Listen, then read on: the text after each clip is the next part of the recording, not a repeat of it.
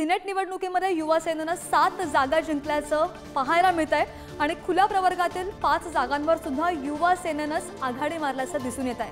Senate निवडणुकीमध्ये ठाकरेंच्या सेनेची मोठी मुसंडी पाहायला मिळते आणि अधिकची माहितीवर आमचे प्रतिनिधी चेतन सावंत यांच्याकडे आपण जाऊयात। चेतन, 7 जागांवर आता विजय मिळवलेला दिसतोय, 3 जागा बाकी आहेत, त्यावर सुद्धा युवा सेनेचीच आघाडी दिसतेय। कसा एकंदरीत जल्लोष दिसतोय युवा सेनेमध्ये?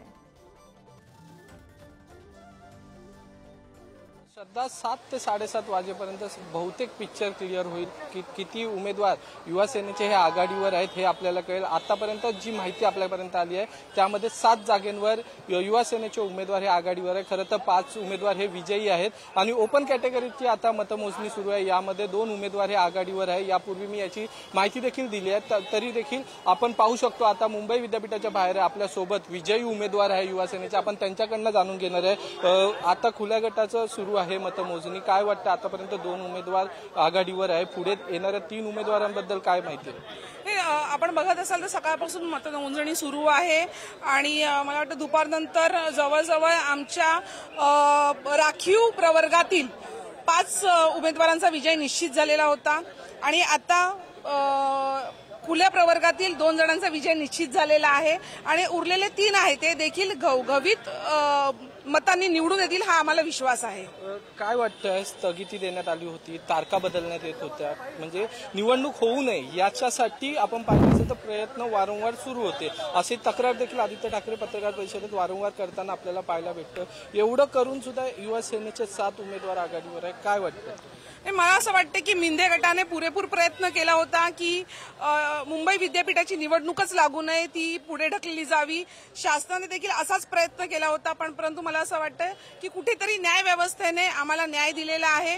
आम्ही खरंच मनापासून त्यांचे आभारी आहोत आणि सन्माननीय आदित्यसाहेब ठाकरे यांच्या नेतृत्वात पुन्हा एकदा आम्ही विजय मिळवण्यासाठी सज्ज झालेलो आहोत। तर सांगण्याचा उद्देश हाच आहे की पुन्हा एकदा मी मुंबई विद्यापीठावर भगवा फडकवणार आहोत।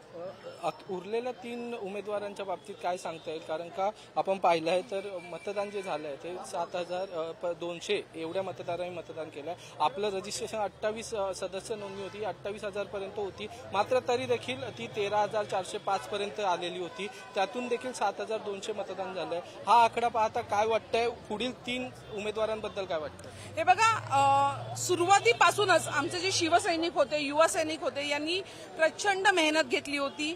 मग ते मतदारांकडे जाण्याचा प्रश्न असू देत किंवा मग त्यांना घरातून मतदानाच्या दिवशी बाहेर काढून त्यांच्याकडून मतदान करून घेणं असू देत, तर युवा सैनिकांनी आणि शिवसैनिकांनी याच्यावर प्रचंड मेहनत घेतली होती। दुसरी महत्वाची गोष्ट मी आपल्याला सांगू इच्छिते की सन्माननीय उद्धव बाळासाहेब ठाकरे आमचे पक्षप्रमुख आणि युवा सेना नेते, शिवसेना नेते आदित्यसाहेब ठाकरे यांच्यावरती पदवीधरांचा पूर्णपणे विश्वास आहे। या पदवीधरांचा कल या दोघांच्या बाजूने आणि म्हणूनच आम्हाला पूर्ण विश्वास आहे की उरलेल्या 3 जागा आम्ही आघाडीवर असू आणि आम्ही जिंकून येऊ।